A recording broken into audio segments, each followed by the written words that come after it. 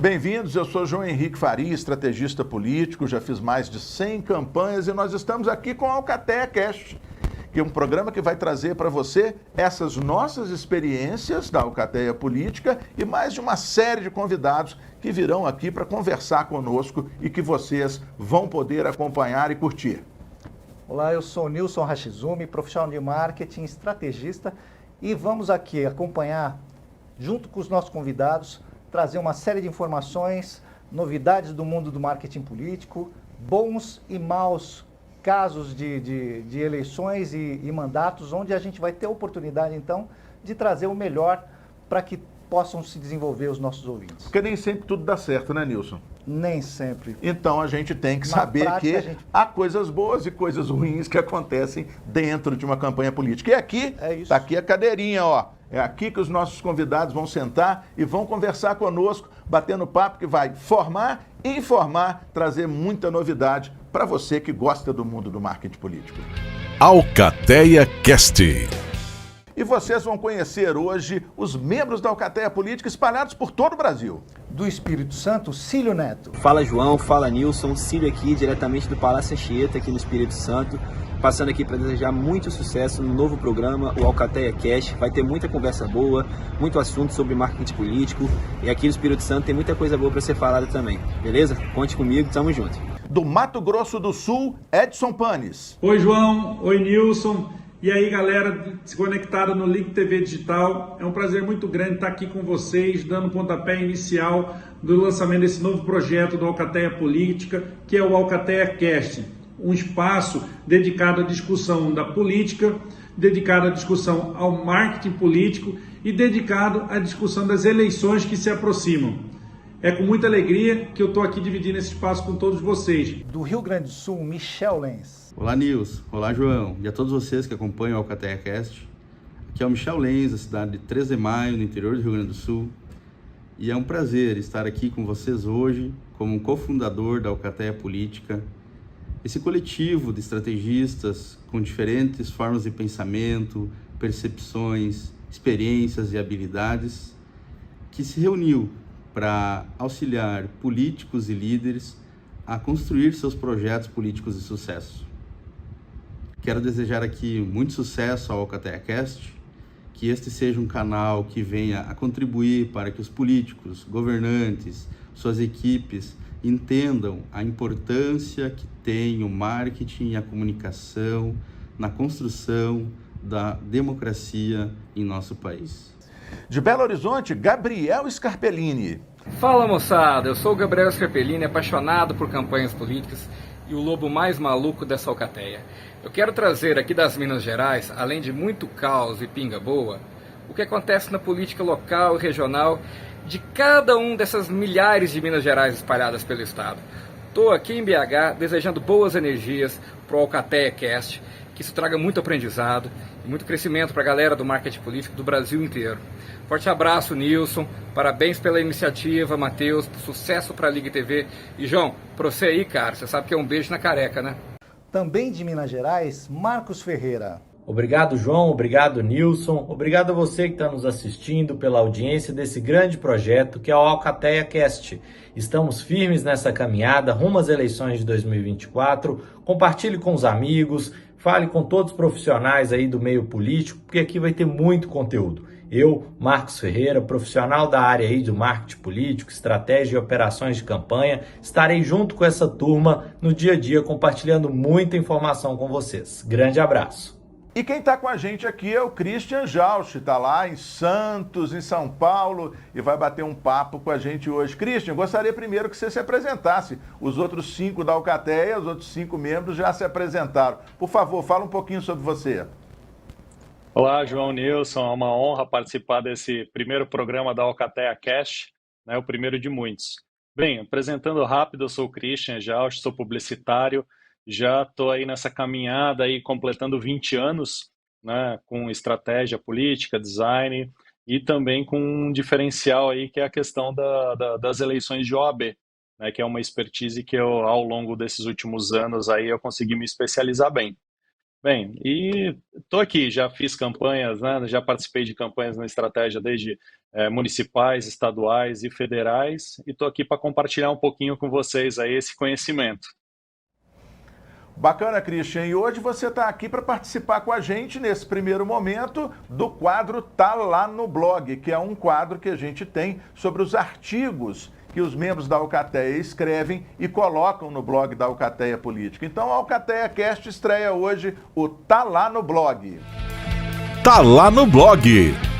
Christian, diz pra gente qual é o artigo que você vai analisar desses todos que você já escreveu aí para o nosso blog da Alcateia Política. Faz uma síntese inicial pra gente. João Nilson, eu escolhi um que tá lá no blog, que eu acredito que ele é um dos muitos importantes para quem vai começar, né? Que é a importância dos dados e de pesquisas na elaboração de estratégias políticas, né? Hoje nós estamos num mundo cada vez mais complexo e interconectado, né?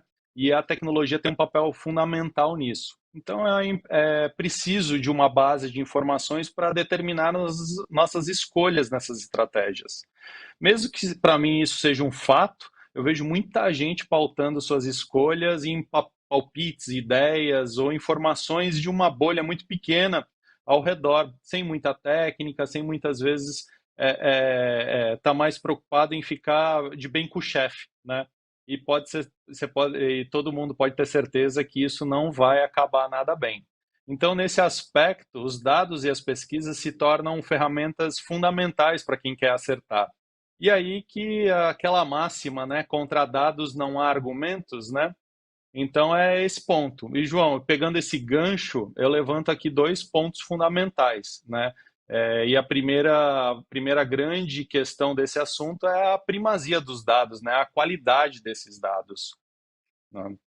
Bom, perguntando especificamente sobre essa questão da primazia dos dados, você pode falar um pouco mais para a nossa audiência a respeito do quão importantes são esses dados e como é que eles podem se transformar em informação estratégica? Sim, a busca de fontes de dados e institutos de pesquisas confiáveis, ela se torna fundamental, né? Porque, como eu digo, para você ter informações, você tem que tomar muito cuidado com informações distorcidas ou que não possam refletir a realidade, né? Então, por exemplo, eu dou um exemplo bem simples e parece bobo, mas não é, né? Você vai num restaurante vegetariano, perguntar para as pessoas o que elas acham do consumo de carne, é óbvio que será negativo. Parece óbvio, mas muita gente vem errando isso, né? E aproveita esse gancho que toda e qualquer pesquisa tem seu custo e não é toda hora que, às vezes, a gente consegue fazer pesquisa. Eu não vou entrar no mérito aqui do tipo de pesquisa, se ela é digital, se ela é quali, se ela é quanti, se ela é focal, mas o foco principal aqui é convencer, né, e mostrar que é fundamental essa ação e fazer essa ação de forma correta.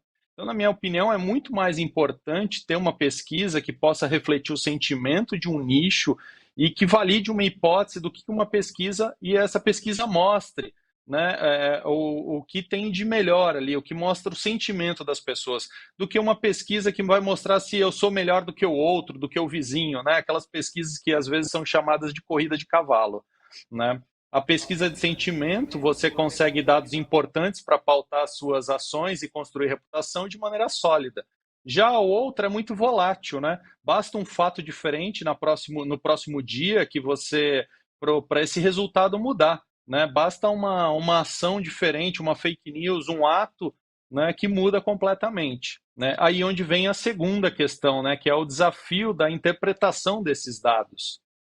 Isso, viu, Christian, que eu queria entrar agora e conversar com você. Quer dizer, levantamento de dados é uma coisa, agora é preciso fazer a leitura disso de uma forma correta, ou seja, é preciso dar uma interpretação correta para esses dados que são captados. E você também trata disso no seu artigo. Com certeza, porque você não adianta ter dados bons, sólidos, de qualidade, se você não souber interpretar, né? Embora dados sejam, sem dúvida alguma, valiosos, a interpretação também é fundamental. Né? Nesse aspecto é muito importante você fazer exercícios e deixar preconceitos do lado de fora da sala quando estiver fazendo uma análise, para ela ser imparcial, né? E para você conseguir te extrair o máximo dela.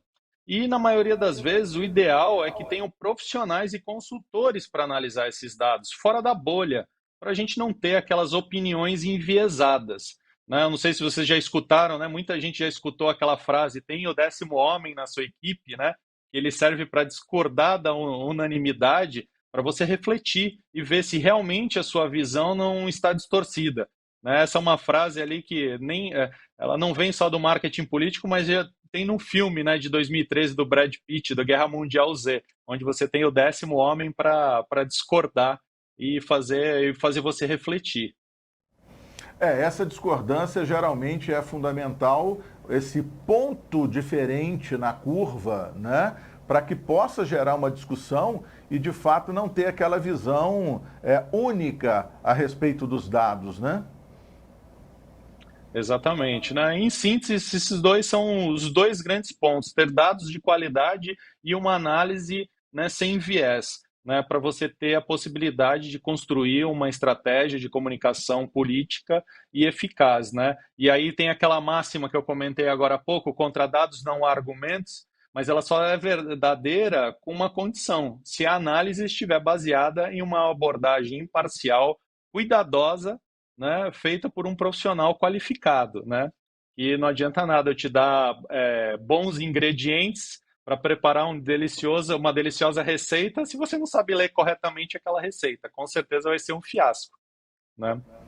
Muito bem, Christian. A gente quer agradecer, antes de tudo, pela sua participação aqui no primeiro programa.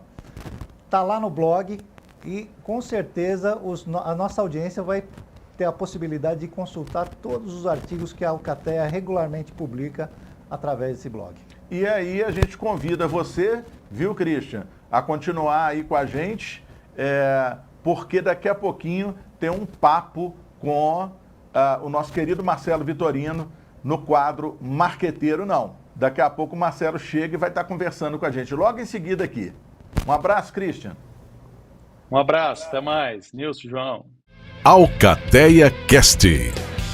Marqueteiro Não! Olá, hoje a gente começa no nosso quadro Marqueteiro Não, né?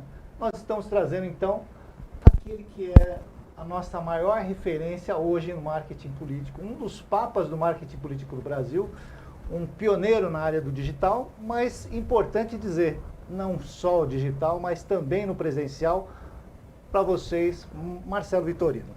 Boa tarde, Marcelo. Muito prazer, Nilson. Obrigado, João. É ótimo estar podendo falar entre amigos, né? Bom demais. É uma conversa diferente. Isso, é um papo. Essa é a ideia e assim, de um modo geral, levando em consideração toda essa a generosidade pela qual eu conheço você já, nós já tivemos oportunidade de trabalhar juntos em campanha, tenho certeza que você tem aqui, no mínimo, uma boa história para contar, que, lógico, não começa no digital e imagino que, mais do que tudo, você pode até falar de novos projetos, né? Claro, não, eu estou aberto ao que vocês precisarem. Então... E a gente estava conversando antes, né, na hora de convidar, não vamos convidar o Marcelo e tal, mas será que o Marcelo vem, nós gostamos do Marcelo, ele gosta da gente, vai conversar, vai ser um papo bom e vai ser o quê, Nilson? A cereja do bolo, mas é a cereja do bolo da estreia do Alcatea Cast, é o nosso primeiro programa, então você está na nossa estreia, vai ser excelente isso para nós, estamos muito felizes com a sua presença. Eu que agradeço, vocês dois são profissionais já experimentados, então eu fiz questão de estar presente. Bom, é uma satisfação antes de tudo, então muito obrigado por ter vindo. Agora, Marcelo, eu já não quero enrolar muito. Na prática, eu gostaria de que você contasse um pouco para a gente de alguns desses desafios, porque afinal de contas você sempre se apresenta como alguém que já trabalhou para todo mundo, né? Sim. E eu imagino que isso tem um preço também, né? Ter trabalhado para todo mundo. Fala um pouquinho para Tem. Trabalhar no marketing político, quando você é muito novo, né, você começa com um lado. É muito difícil um profissional ir para o marketing político e ele não ter lado. Aí ele começa trabalhando só com um padrão ideológico que ele acredita. Aí depois, com o passar dos tempos, você vai ficando um pouquinho menos jovem, um pouquinho mais inteligente, né, e menos preconceituoso, e você vai abrindo mão desse negócio. E você percebe que, democraticamente falando, conservador, liberal e social tem que ter um espaço na mesa. Leva um tempo. Uhum.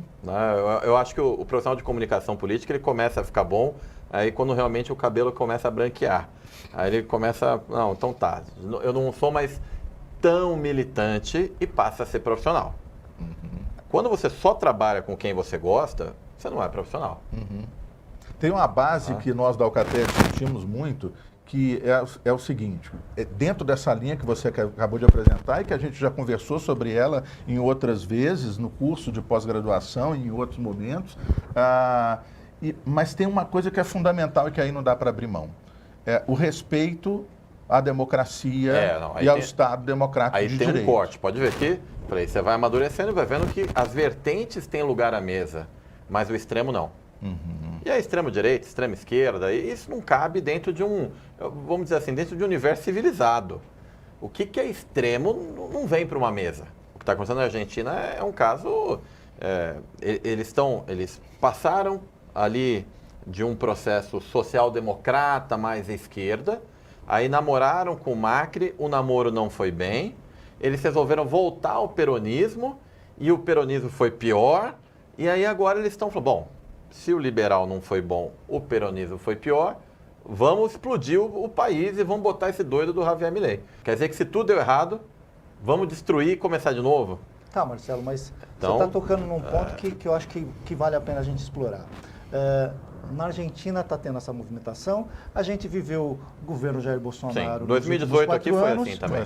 Os Estados Unidos tiveram o Trump, mesma coisa. Né? E mesmo na Europa a gente viu a ascensão de vários representantes da extrema conservadora. Sim. Né? O que isso para você significa? Cara, você tem um pêndulo que ele é natural, que ele vai indo e voltando em relação... Geralmente há uma polarização entre social-democrata e conservador na maior parte dos casos. Por que não tem tanto pêndulo com liberal? Porque a maior parte dos países não tem uma estrutura tão boa a ponto de ter governos liberais. Liberal é bom quando você tem saúde muito bem, educação muito bem, renda, pouca distorção social.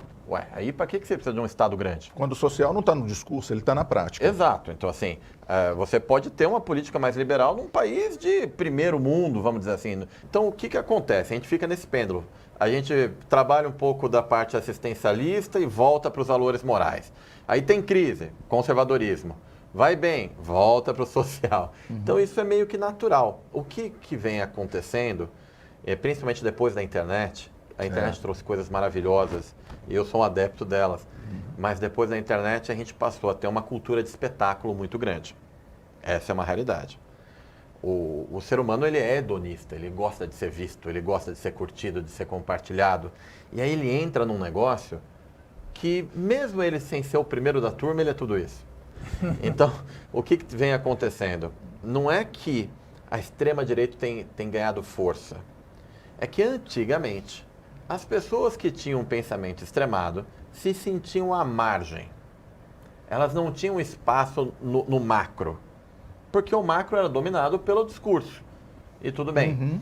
Quando vem a internet, começa a juntar os extremos, o extremo de lá, o extremo do outro, e eles começam a se juntar, coisa que antes não acontecia. Então, na sua sala de aula, você tem 50 pessoas. Quantos são extremos ali? 2, 3, 5?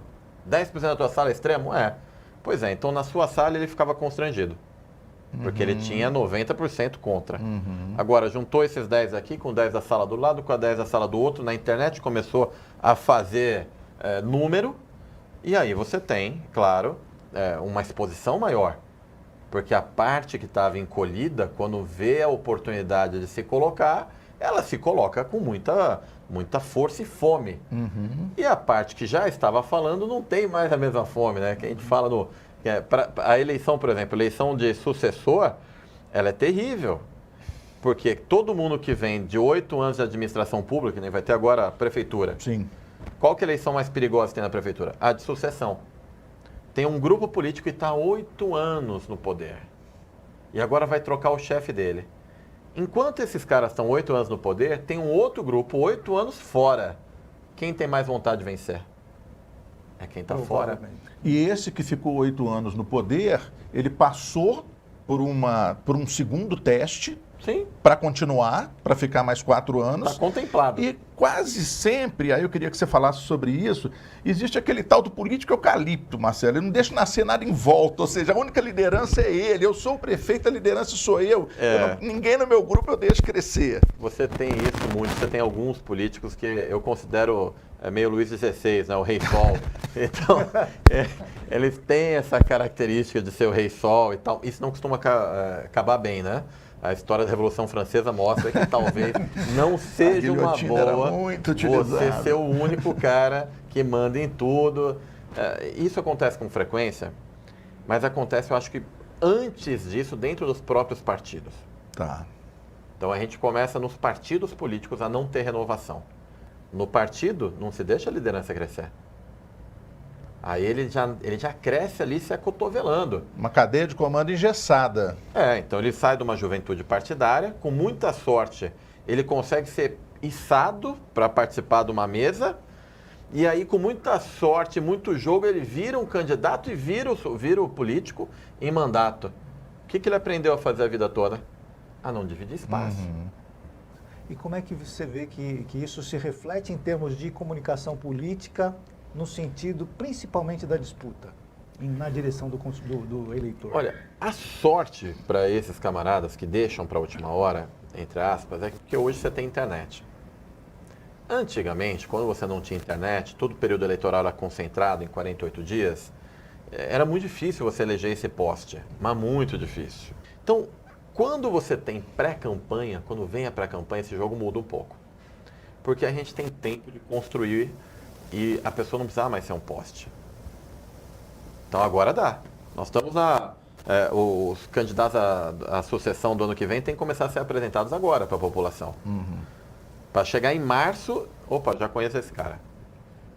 Eu estou vendo as sucessões em vários lugares do país que os prefeitos não fizeram, assim, grandes nomes.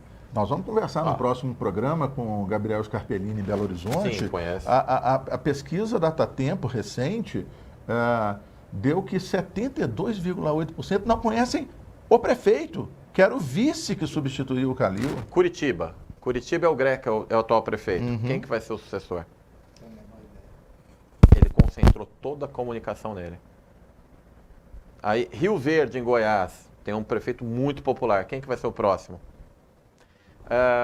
Ainda em Goiás, Anápolis, Roberto Naves, cara muito centralizador e muito quem resolve. Não tem sucessor. Isso é muito comum. Então, para quem vai fazer sucessor, eu te digo que é uma eleição difícil. Mais do que a reeleição. E, em alguns casos, mais do que a primeira eleição. A primeira, você tem um time e está com vontade de entrar. Você é pedra. Você não é janela. Isso. É muito melhor ser pedra do que janela. E é mais fácil. Você falou de trekking. Você prefere 3 em 3 dias? Você prefere trekking diário? Como é que você trabalha com trekking? Eu trabalho com trekking diário, mas com aquela média que você despreza os dias. Tá? Então, assim, você faz o trekking diário, mensura de 3 em 3 e vai desprezando. E vai desprezando. Ótimo. Marcelo, me diga uma coisa. Nós estamos passando por um processo, né? Que no Brasil fala-se muito em polarização. O tempo todo está se falando em polarização. Se a gente vem aí do passado para cá, polarização PT, PSDB, aí depois tem um intervalinho ali com alguma coisa, mas aí vem agora com o bolsonarismo, né? E o PT. Quer dizer, agora já não é um partido, porque o Bolsonaro era PSL, vai para o PL, enfim. Mas ainda falando-se em polarização. E muita gente também dizendo o seguinte, que a eleição de 2024 é uma porta para a eleição de 2026, no sentido do crescimento do centro. Ou seja, de tentar romper com os polos. Você acredita nisso ou você acredita num avanço do PT em função do governo Lula? Olha, eu não acredito que a gente abandone as polarizações. Mas isso eu não acredito por um motivo muito simples, por falta de cultura política. Tá. Então, eu não sei como você era quando você era adolescente, mas eu era binário. Isso aqui é certo, aquilo é errado. Isso aqui é bom, aquilo é ruim. Eu era um adolescente assim, porque na minha cabeça ou era ligado ou era desligado. Pronto. Aí quando você vai ficando mais maduro, você entende que entre preto e branco tem uma gama de tons. Eu acredito que o mesmo se aplica para cultura política. Uhum. Quando a pessoa é muito leiga, ela entende que aquele é o vilão e aquele é o mocinho. Daí, quando você vai conhecendo, você vai estudando, não, mas peraí, aquele cara que eu achei que era o mocinho, ele também tem posições que eu não concordo tanto.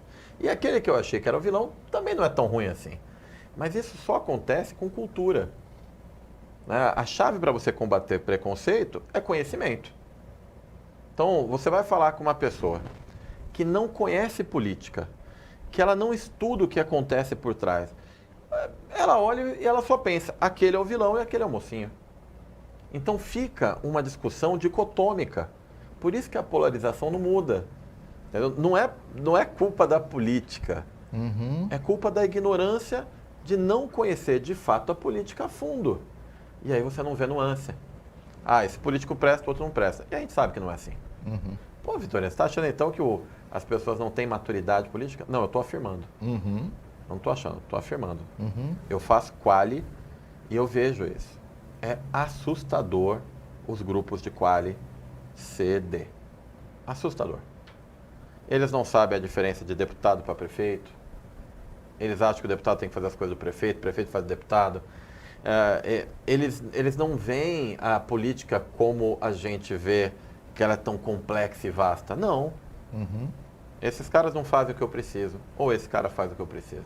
Agora, voltando aqui, Marcelo, para 2024, para o Brasil e para a nossa profissão.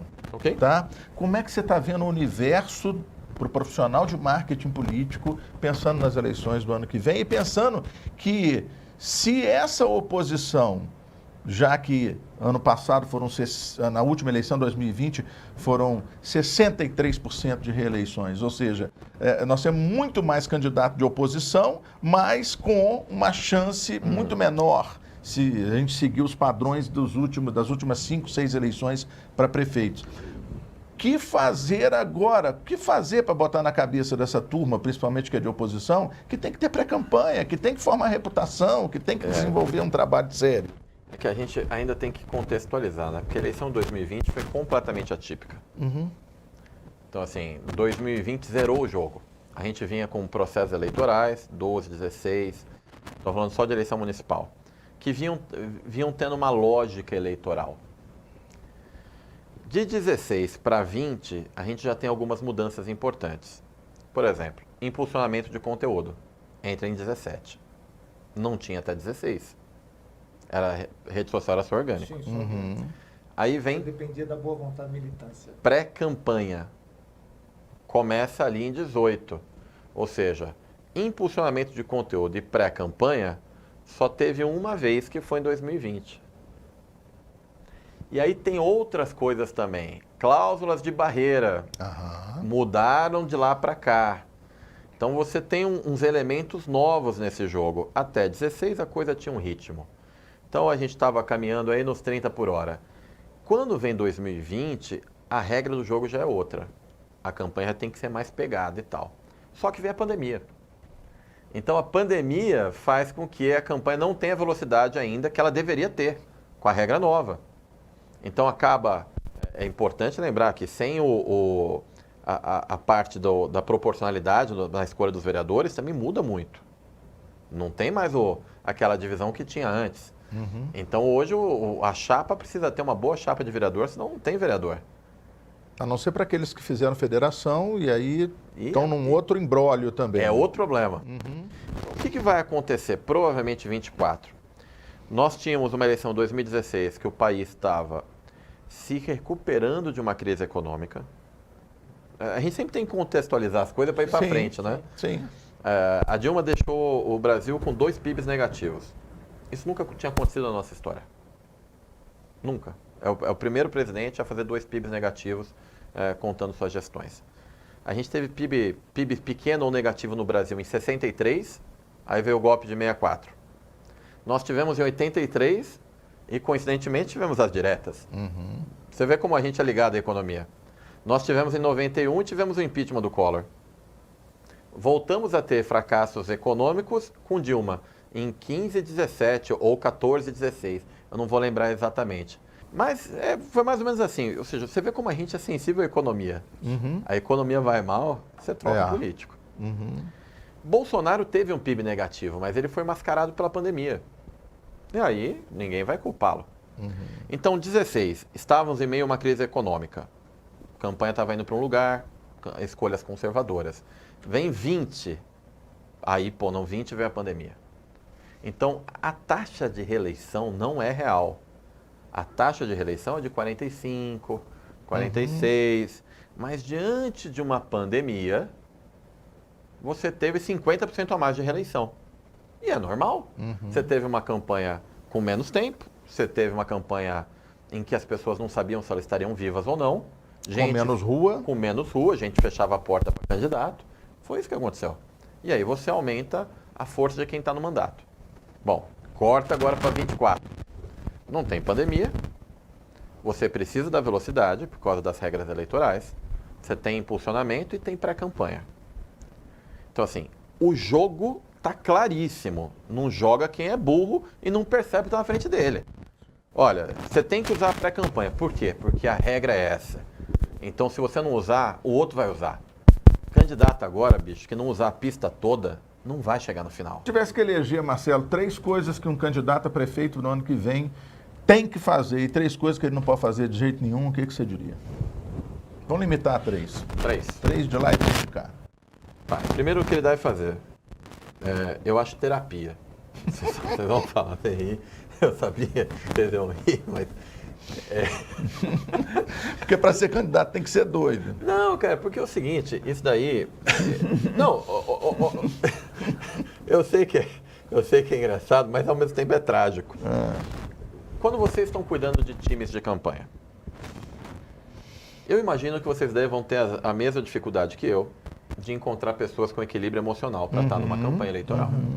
E é um dos primeiros quesitos não é? Que a gente olha. Porque campanha eleitoral tem muita pressão, o tempo é curto, tem adversário direto, você tem milhares de variáveis e você tem que ter equilíbrio emocional, correto? Não dá para ficar administrando conflito interno, você tem tantos conflitos externos que você tem que administrar. Na carreira das pessoas, eu estou falando aqui com profissionais que já passaram do nível de gerência. Você, quando é profissional, está lá ainda na operacional, você ser meio destemperado, tudo bem.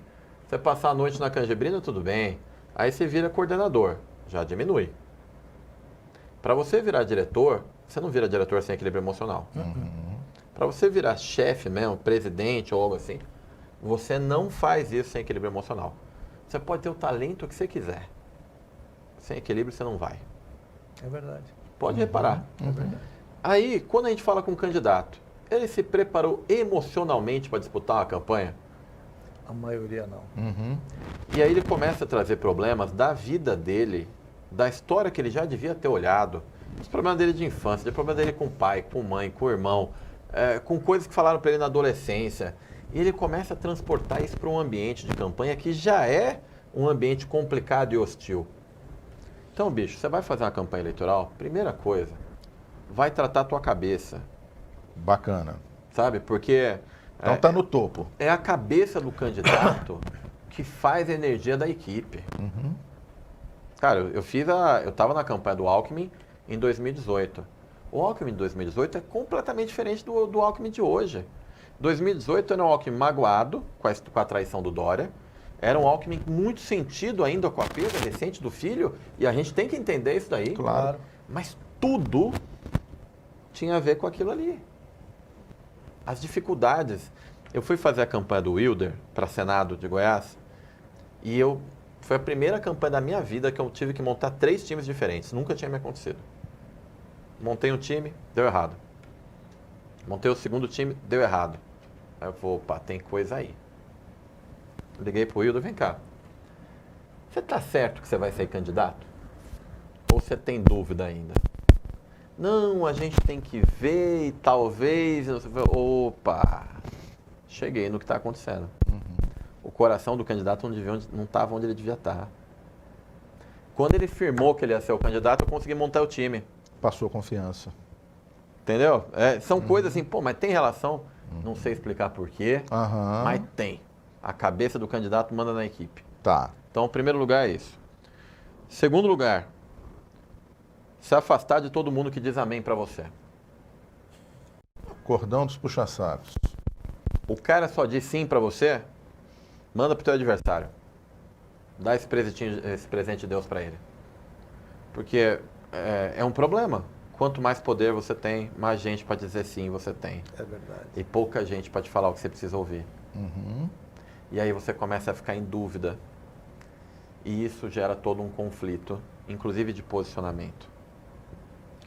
Terceiro lugar, e obviamente, então no segundo você afasta todo mundo que diz sim, você vai ter que escolher gente que seja profissional e que não tenha medo de te contradizer.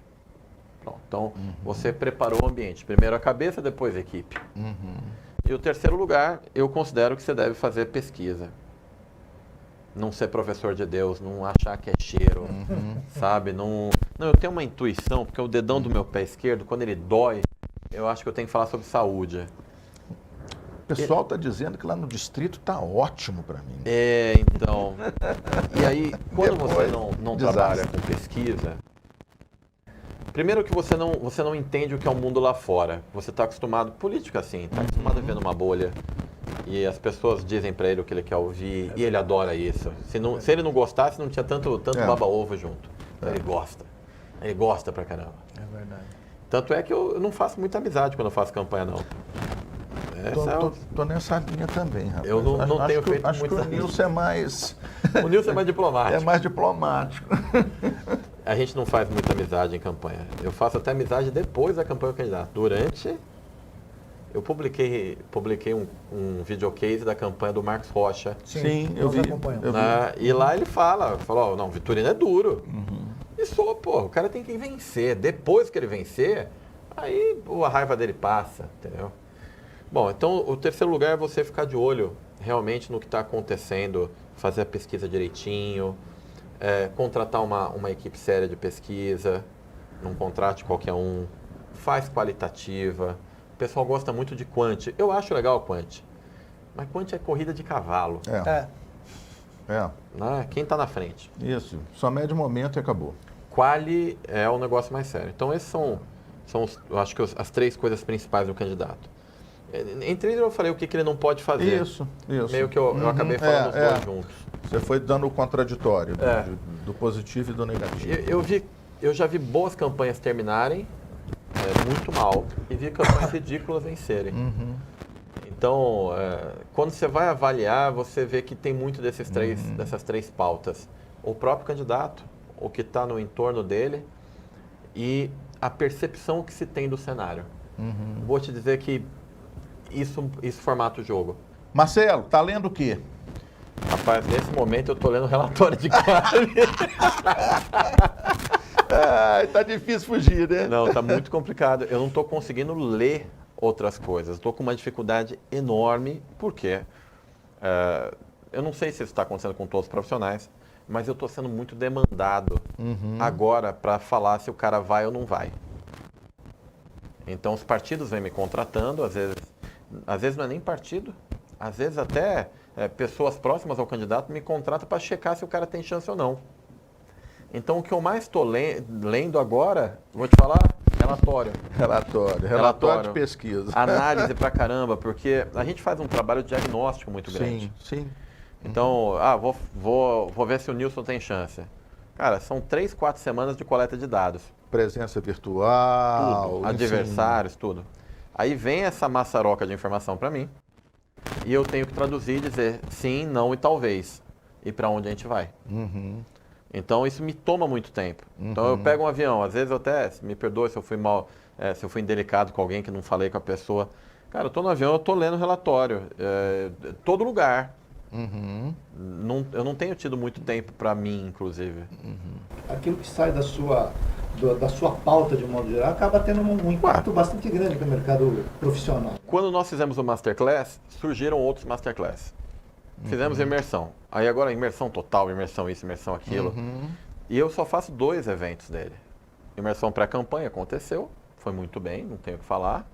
E eu vou fazer uma imersão campanha só em junho do ano que vem. Sim. Na portinha. Na portinha. Por que eu resolvi fazer assim?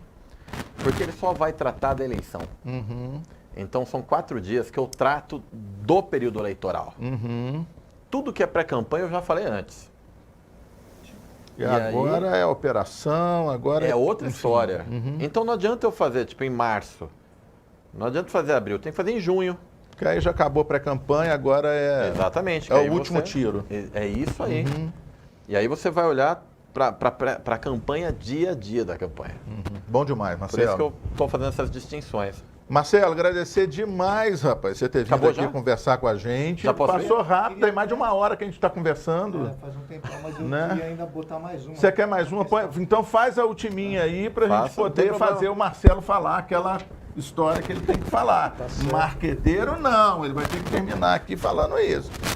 Então, Marcelo, o propósito dessa questão, ela tem a ver muito com o que eu falei também sobre sua generosidade e essa percepção clara de que tem espaço para muita gente. Claro. Você já em algum momento lá atrás, a gente conversou um pouco sobre a criação da Associação Brasileira de Marketing Político Digital.